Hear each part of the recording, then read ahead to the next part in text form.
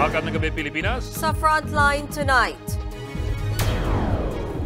Mga umaaligid na Navy warship ng China sa Baho de Masinloc nakababahala umano ayon kay Pangulong Bongbong Marcos. Pastor Apollo Kibuloy dapat daw harapin ang Senado at Kamara ayon mismo kay PBBM. Pinabulaanan ding nakikipagsabwatan siya sa Amerika para ipapatay si Kibuloy. Dating Pangulong Rodrigo Duterte kumambyo. Hindi raw niya tinawag na adik si Pangulong Bongbong Marcos. Mga e-bike na dadaan sa EDSA, Taft Avenue at iba pang pangunahing kalsada sa Metro Manila, huhulihin at pagmumultahin na. Philippine Air Force nagsaboy na ng asin sa mga ulap para umulan sa mga lugar na pinaka-apektado ng El Nino. At sa showbiz tonight, engaged couple na sina Catriona Gray at Sam Milby, kumpirmadong may pinagdaraanan sa kanilang relasyon.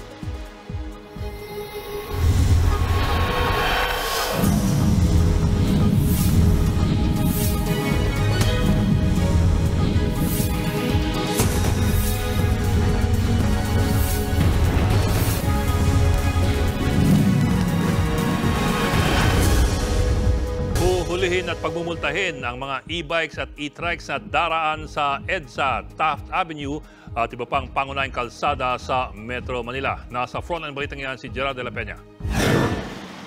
Liliit na ang mundong gagalawan ng mga nagmamaneho ng electronic vehicle na e-bike at e-trike sa Metro Manila.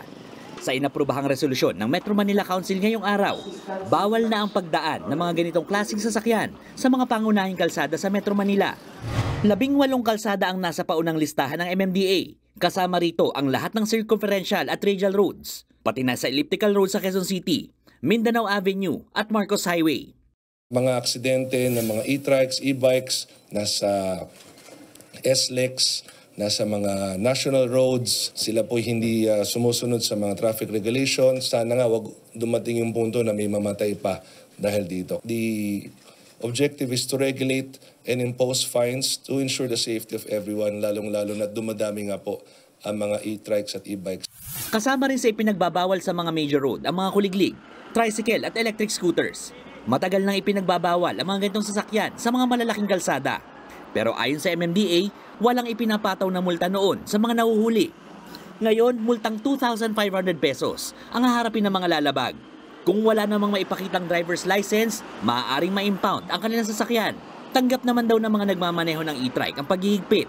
Mas maganda na rin po yun kasi yung iba po parang siga pag nag-drive eh. Parang kanila na yung kalsada. Wala, susunod. Kasi hindi makapaghanap buhay. Sabi ng mga MMDA, hindi dapat ituring na kontra sa mga mahihirap ang paghihigpit na ito. Siguro it's about time na stop po natin gamitin yung anti-poor argument all the time na may regulation. Dahil po, ang primary concern po natin dito ay safety ng lahat. Hindi lamang po yung gumagamit ng e-bike, pati na rin po yung ibang sasakyan. Layunin din ng resolusyon nito na magpasa na ang mga lungsod at bayan dito sa Metro Manila na magkakaparehong ordinansa patungkol sa mga e-trikes at e-bikes. Maglalabas ng official guidelines ang Land Transportation Office kung imamandato ang pagrerehistro at pagkakaroon ng lisensya sa mga driver sa lahat ng klase ng e-vehicle. Nagbabalita mula sa Frontline, Gerard de la Peña, News 5. Binubusisi pa rin daw ni Pangulong Bongbong Marcos ang 5% taas kontribusyon sa PhilHealth. Ayon sa Pangulo, nagsasagawa sila ng cost-benefit analysis kung mabibigyang katwiran daw ang pagtataas ng kontribusyon kumpara sa mga benepisyo na binibigay ng PhilHealth, ipagpapatuloy ang pagpapatupad nito. Pero kung hindi, ititigil daw muna ito. Epektibo na ngayong taon ang 5% contribution hike sa PhilHealth alinsunod sa Universal Healthcare Law. Matatanda ang pinasuspindi ito ng Department of Health para raw makabawas sa kalbaryo ng publiko dahil sa mahal ng presyo ng mga bilihin. Malapit na raw maglabas ang desisyon ang palasyo tungkol dito. Kung may benepisyo naman, then if we can justify the increase, then we'll do it. But if we cannot, we won't. Ganun lang kasimple yun. It's just a very straightforward cost-benefit analysis. Dapat ang humarap si Pastor Apollo Kibuloy sa Kamara at sa Senado ayon mismo kay Pangulong Bongbong Marcos. Pinabulanan din ng Pangulo na nakipagsabwatan siya sa Amerika para raw ipapatay ang pastor. Nasa frontline balitang yan, Justin Punsala. Tinawanan lang ni Pangulong Bongbong Marcos ang alegasyon ni Pastor Apollo Kibuloy na nakikipagsabwatan siya sa Amerika para ipadukot at ipapatay ang leader ng religious group na Kingdom of Jesus Christ. Walang may gusto mag-assassinate sa kanya. Bakit siya assassinate? Siguro natatakot siya dahil sa mga pangyayari. Imbes na kung ano-ano ang pinagsasasabi, magpaliwanag na lang daw sa Senado at Kamara si Kibuloy. Just face the questioning in the House and in the Senate.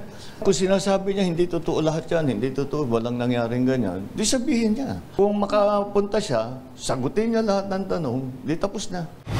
Pinasabpina na ng Senado si Kibuloy kaugnay sa investigasyon sa mga akusasyon ng pang-aabuso, pananakit, panggagahasa at sapilitang pagtatrabaho umano ng mga dating miyembro ng Kingdom of Jesus Christ. Kabilang din sa mga aligasyon kay Kibuloy ang isiniwalat sa Senado ng dati nitong miyembro na si alias Rene. Nakita niya raw na binigyan noon ni Kibuloy ng mga bag na may lamang samot-saring baril ang mga kaibigan at kaalyado ng pastor, ang mag-amang sina dating Pangulong Rodrigo Duterte at Vice President Sara Duterte.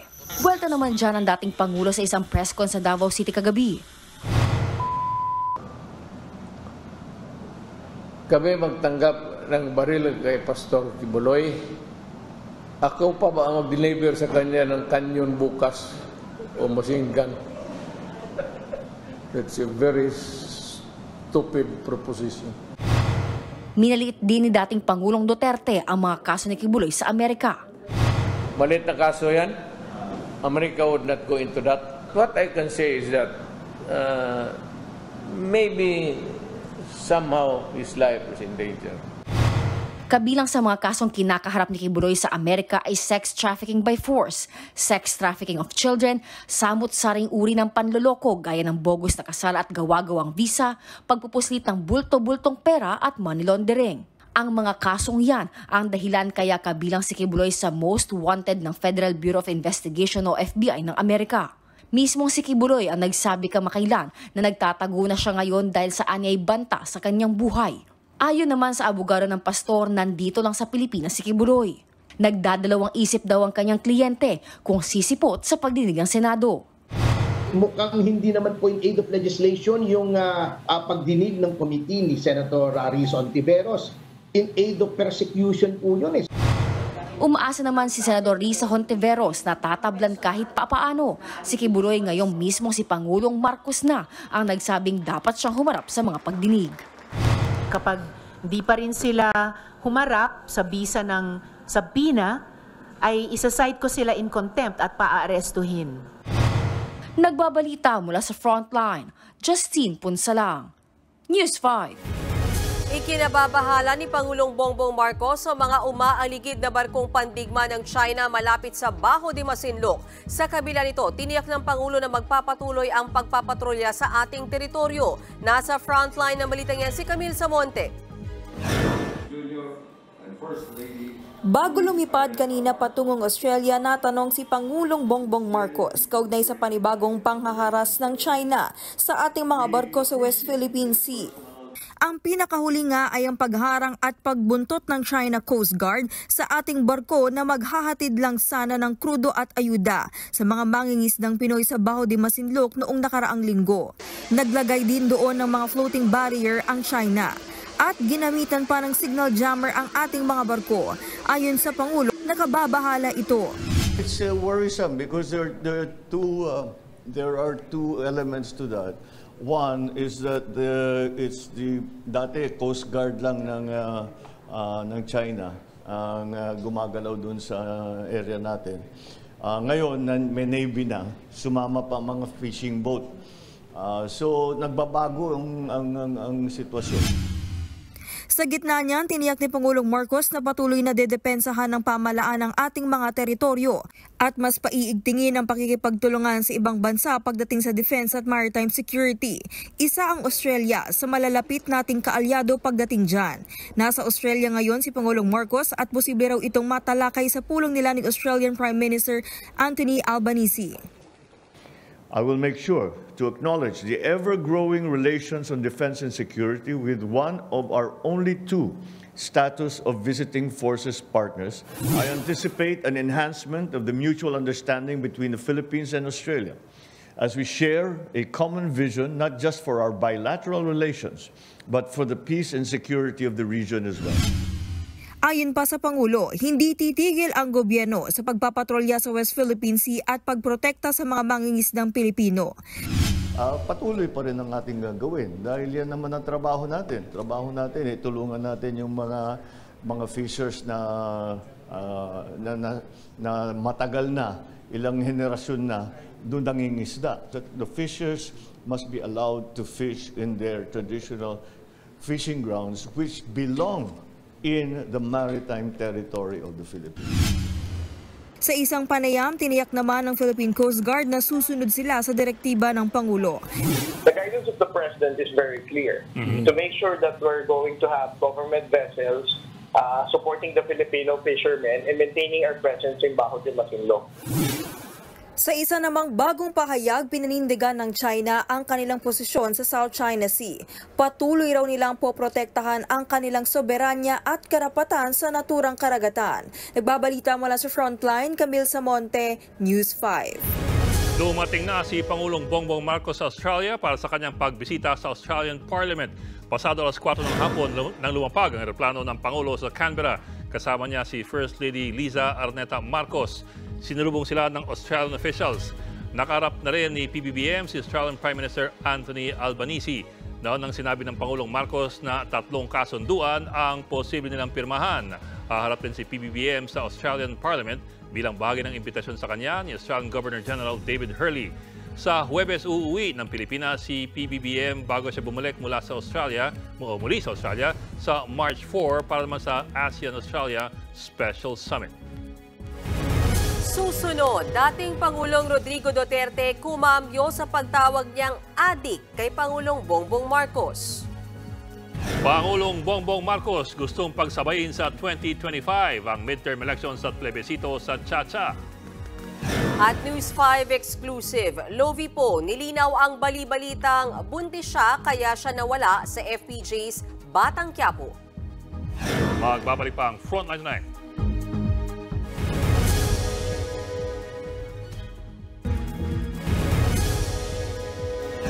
Gustong pagsabayin ni Pangulong Bongbong Marcos sa 2025 ang midterm elections at plebisito sa charter change. Pero tingin ng isang mambabatas, baka mas mapaaga pa ang plebisito. Nasa frontline ng balitang yan si Marian Enriquez. Bukod sa eleksyon, may isa pang posibleng idaos sa 2025 na kailangan ng desisyon ng taong bayan. Yan ang plebisito para sa charter change o pag-amyenda sa saligang batas. Kay Pangulong Bongbong Marcos na nanggaling na posible raw itong mangyari ng sabay. Kung paghihiwalay natin yung eleksyon at saka yung plebiscite, parang dalawang eleksyon yun Napakamahal. Ayon sa COMELEC, kung pagsasabayin ng midterm elections at plebisito para sa Chacha, 13 billion pesos ang matitipid. Pero tingin ni House Deputy Majority Leader Neptali Gonzales II, kapag naaprubahan ng Kamara at Senado ang inamyendahang economic provisions ng konstitusyon bago ang Holy Week break, baka mas mapaaga pa ang plebisito. Sa ilalim kasi ng batas, oras na matanggap ng COMELEC ang resolusyon, kailangan agad magdaos ng plebisito. The moment we ibigay mo yan sa kanila beyond the 90 days limit nila o 60 days, then mapipilitan ng COMELEC as mandated by the Constitution to have a plebiscite earlier than the election next year. Sakali namang hindi umabot sa Holy Week break ang bersyon ng Senado, kailangan daw itong matapos sa Nobyembre o Disyembre para hindi magahol sa oras ang COMELEC. Ipinunto rin ni Senate President Mig Zubiri ang 13 billion pesos na matitipid kapag isinabay na ang plebisito at regular na eleksyon. Pero ayon kay Senator Sonny Angara, kailangang pag-aralan ang mga ilalagay na tanong para sa Chacha plebiscite. Gusto ng COMELEC na ilagay sa harap ng balota ang mga tanong sa plebisito para makita agad ng mga botante. May konting adjustment dyan kasi we have to see ano yung final na ilalabas sa balota. So, yun yung mga operational details na kailangan pag-isipan. Kung si Senator Risa Hontiveros naman ang tatanungin, hindi raw magandang ideya na isabay ang plebisito sa halalan at muling iginiit ng senadora na hindi siya pabor sa anumang pag-amyenda na gagawin sa saligang batas.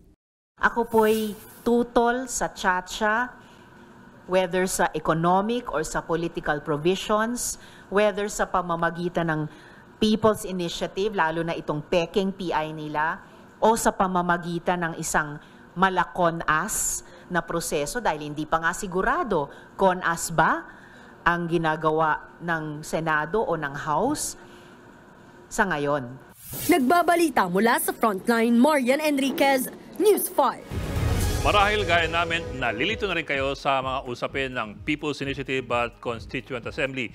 Dumagdag pa rin ang mga kataga na, siyempre, eleksyon, plebisito at ang referendum. Pamilyar naman po tayong lahat sa pangkaraniwang eleksyon kung saan ang hinahalal po natin ay kandidato na maaaring national or local.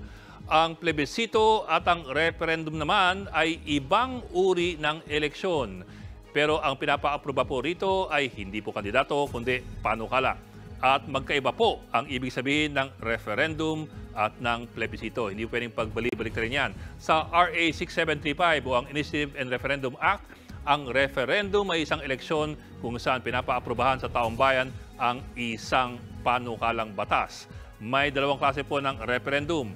Ang referendum on statutes kung saan pinapa-aprobahan ang isang batas or national law at ang referendum on local laws kung saan ang nakasalang ay maaaring lokal na panukala o kaya ay ordinansa ng munisipyo o ng syudad. Halimbawa, noong 2019, niratify ng mga botante ng Cotabato City, Basilan, Lanao Sur, Maguindanao, Sulu at Tawi-Tawi ang Organic Act ng bagong Bangsamoro Autonomous Region o yung BARM.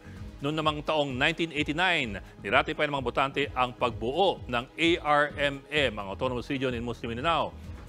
Ang tawag din po ng ilan dyan ay plebisito. Pero sa technical lamang po, yan po ay referendum, hindi po plebisito.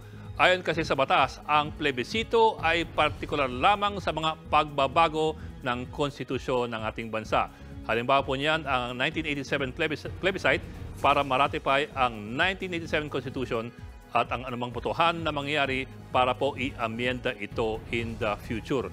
Hindi lamang po yan. Sa Section 5B ng batas na yan, ang plebisito para sa konstitusyon ay maaari lamang mangyari 5 taon matapos maratipika ang konstitusyon at matapos po niyan, every 5 years lamang pwede mangyari yan. So hindi po pwedeng taon-taon meron tayong constitutional plebiscite. Ayon din po sa batas, ang COMELEC ay meron lamang 1 buwan matapos may isa formal ang isang petisyon na amyenda ng konstitusyon para po i-publish ito sa periodiko of general and local circulation.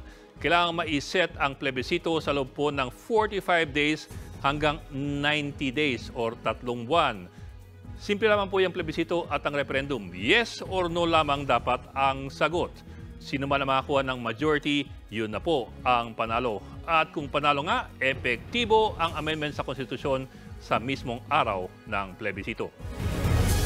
Ibinulgar ng isang residente sa San Juan ng umano'y scam sa Tupad program. Hindi raw buo ang natatanggap ng mga benepisyaryo dahil may kumikickback daw na ilang opisyal. Itinanggi naman yan ng mayor ng San Juan. Nasa frontline ng balitang yan si Brian Basa. Early variant of the so-called ayuda scam. Sa privilege speech kahapon ni Senator J.V. Ejercito, ipinapanood niya ang video ng isang residente sa San Juan na umano'y na biktima ng ayuda scam. 7,500 pesos daw dapat ang ikiklaim ng nagpakilalang benepisyaryo ng programang Tupad o tulong panghanap buhay sa ating disadvantaged to displaced workers. Pero 1,000 piso lang daw ang makukuha niya dahil meron daw kumikickback. Yung nagbigay sa amin noon ng code sa Palawan isa sa may-ari ng inuupahan namin at saka staff po siya ni Paul Arcadi. Ngayon po, ang sabi sa amin, pag na-withdraw na namin yung pera, 1,000 na daw yung kukunin namin. Yung 6,500 daw, ibigay sa kanila para daw yun sa kay Mayor. Nabanggit ng biktima ang pangalan ni Councilor Paul Artadi pero hindi malinaw kung sino ang tinutukoy na mayor. I will not name the councilor or the mayor basta pareho po silang tiga San Juan. Hinanap ng News 5 ang lalaki sa video na taga-barangay Balong Baturao pero kahit ang pamunuan ng barangay, hindi siya matuntun. Kami po ay nabigla at mula po pagkaupo natin, wala nang pong report na nakakarating tungkol dyan sa reklamo na yan. Bukod dyan, isa pang video ang ipinakita ni Ehersito kung saan kitang nagbibilang ng pera ang mga taga-local government para umano sa ayuda scam. Muli ring nabanggit sa video ang isang mayor na may kickback daw. Sinabi ko na sa iyo yan, ay maniwala sa akin. Pero sa taas kasi yan. Kakasuhan ka yan. Kaya nga. Hindi naman sila makakasuhan. Yung sa taas nun. Hindi mayor ang kasuhan nyo. Dahil sa San Juan nangyari ang sinasabing ayuda scam, lumulutang ang pangalan ni Mayor Francis Zamora. Mariin niyang itinangging kumikickback siya sa ayuda para sa mga mahihirap. Imposible raw yan dahil wala naman siyang kontrol sa tupad program. Yes, I'm categorically denying receiving any kickbacks from the Tupad program or the AIX program or any other program of the government. Dagdag ng alkalde, noon pang 2022 ang video na ipinakita ni Ehersito. Kaya bakit ngayon lang daw ito inilabas? If the real reason they have is to help these people, why did they have to wait for 2 years to bring this out? Ako nga ho, I'm not gonna wait for 2 years. I'm asking them now to come forward and give me information. I will have this investigated. Bukas daw ang tanggapan ni Mayor Zamora sa mga dudulog na biktima ng umano'y ayuda scam. Handa rin daw siyang magpaliwanag sakaling ipatawag ng Senado. Sinusubukan din namin kunin ng pahayag ni Councilor Artadi. Nagbabalita mula sa Frontline, Brian Basa, News 5. Susunod, cloud seeding isinagawa na sa mga lugar na apektado ng El Nino. Monthly discount sa grocery ng mga senior citizens at PWD magiging 500 pesos na. At ikakasal ng sina Catriona Gray at Sam Milby, kumpirmadong may pinagdaraanan sa kanilang relasyon. Tutok lang mga kapatid dito sa Frontline Tonight.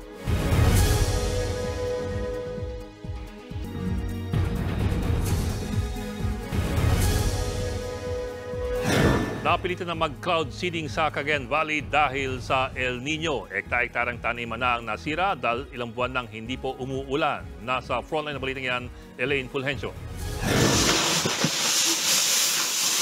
Sako-sakong asin ang ikinarga sa eroplanong ito sa Kawayan Airport sa Isabela. Gagamitin ng mga ito sa cloud seeding sa iba't ibang bahagi ng Cagayan Valley.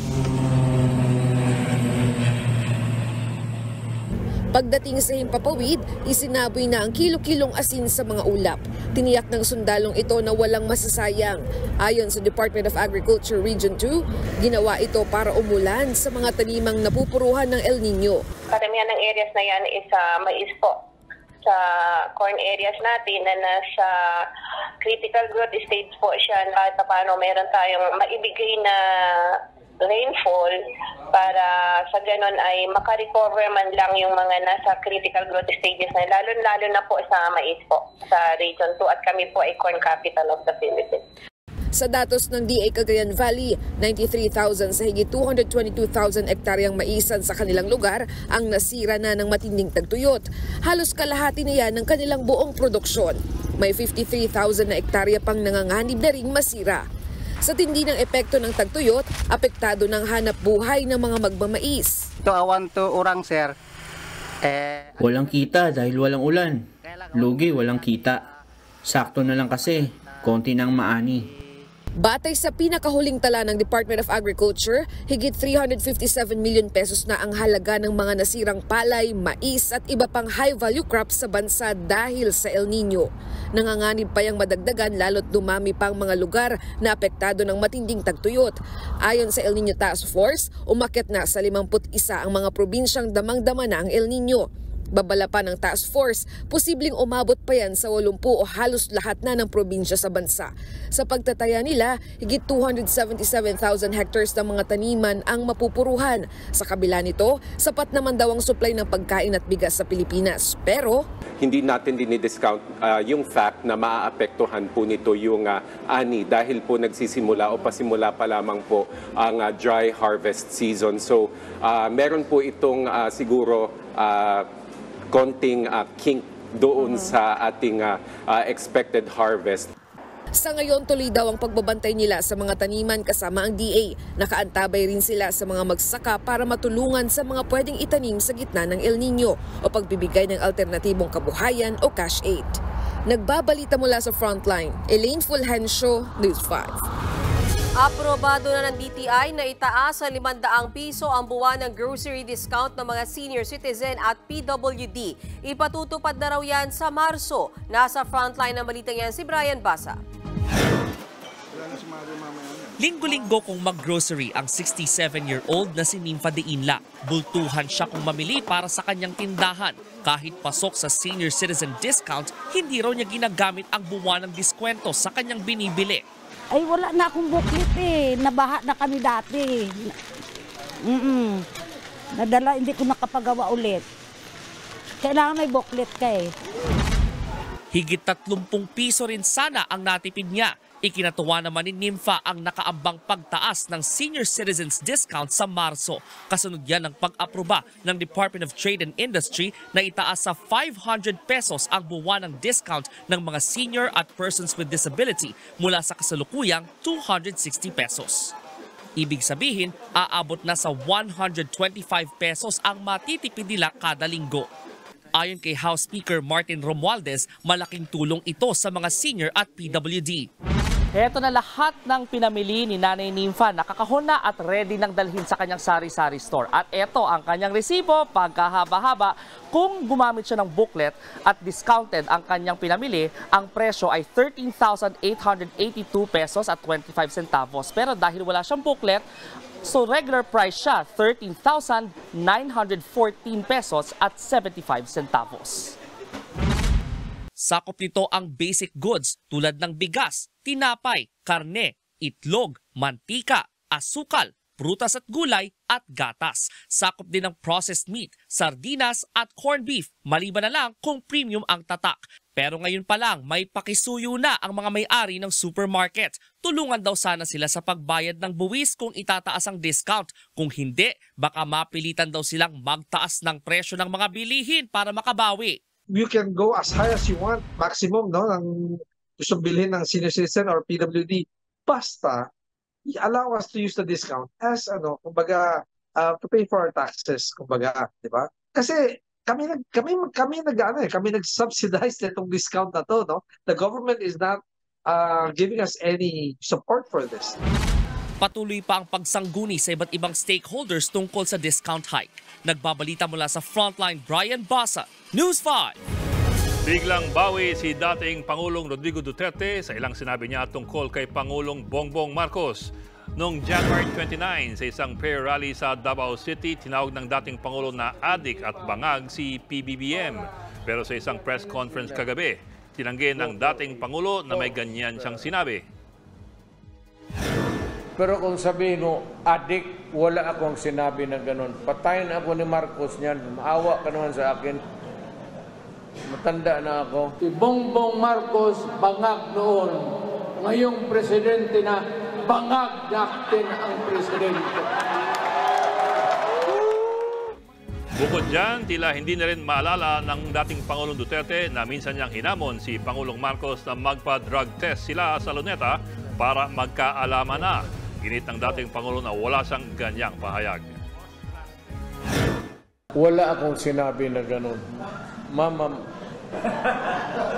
you have to, even if you kill me 1,000 times, wala akong sinabi na ganun. It is for him to sit in the Luneta Park, magpakuha siya ng dugo doon, independent entity o doktor, magpakuha rin ako. Sige, pati ako.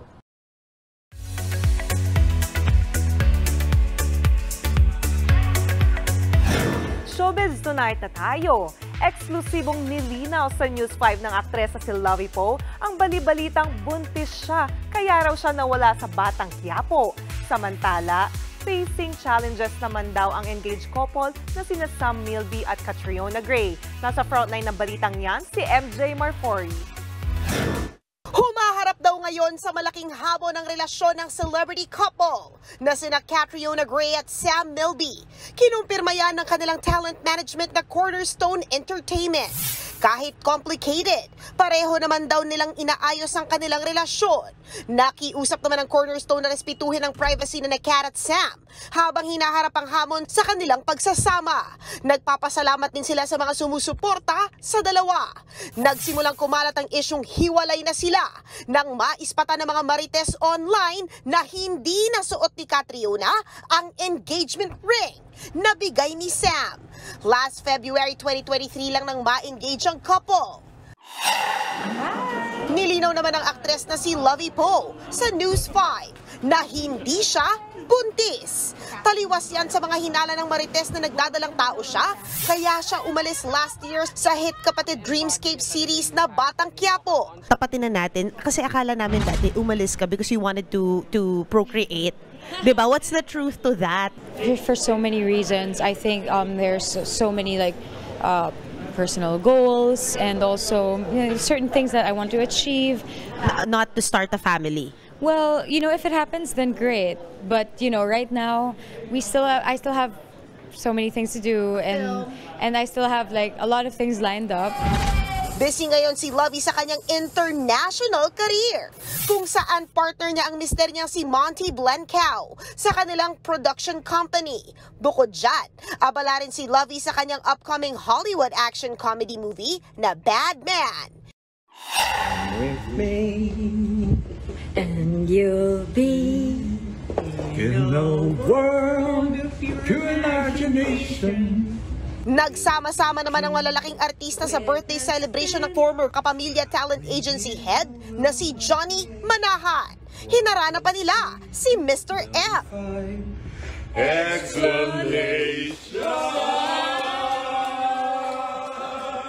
Present sina Piolo Pascual, Jericho Rosales, Catherine Bernardo, Bea Alonso, at Jake Ejercito, at si Donnie Pangilinan na napapanood sa Can't Buy Me Love dito sa TV5. Nagbabalita mula sa Frontline, MJ Marfori, News 5. Abangan ang kauna-unahang e-bike na ginamitan ng Artificial Intelligence. At ang nakakakilig na pasilip sa solo debut ni SB19 member Justin. Tuloy-tuloy ang balitaan dito sa Frontline Connect.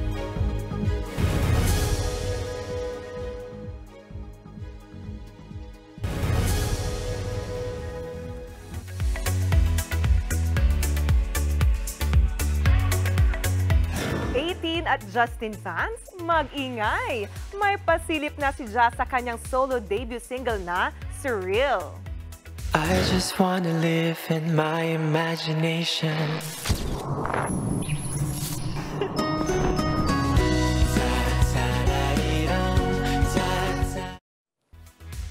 Base sa teaser video, set in nature setting at living in his imagination ang peg ni Justin. In his Blondie era rin ang P-pop star. Si Justin ang ika-4 na member ng SB19 na magde-debut as soloist. Abangan natin yan dahil bukas na i-release ang music video ng Surreal.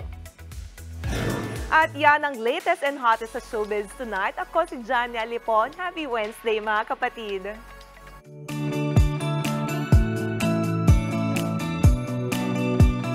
At para naman sa ating pabaong Pampa-Good Night, lumalawak na ang sakop ng AI or Artificial Intelligence. Ngayon, pati e-bike may AI na. Ito ang first AI e-bike na ibinida sa Spain. Sa tulong ng AI, madedetect ng rider ang mga papalapit na sasakyan kaya't iwas disgrasya.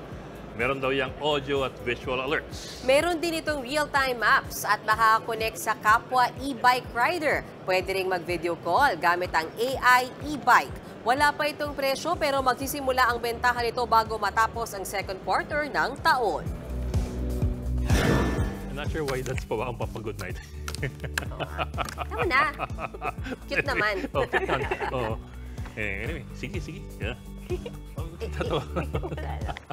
Ikaw to Wednesday na kasi kaya natatawa siya. Yan po ang 45 minutes pag-umayos mga headlines. Balitan at diskusyon para sa pagkubog ng matalinong opinion. Kami niyang kasangga sa pagbabalita. Ako po si Meanos Bayos. Ako naman po si Adlingao. Magandang gabi.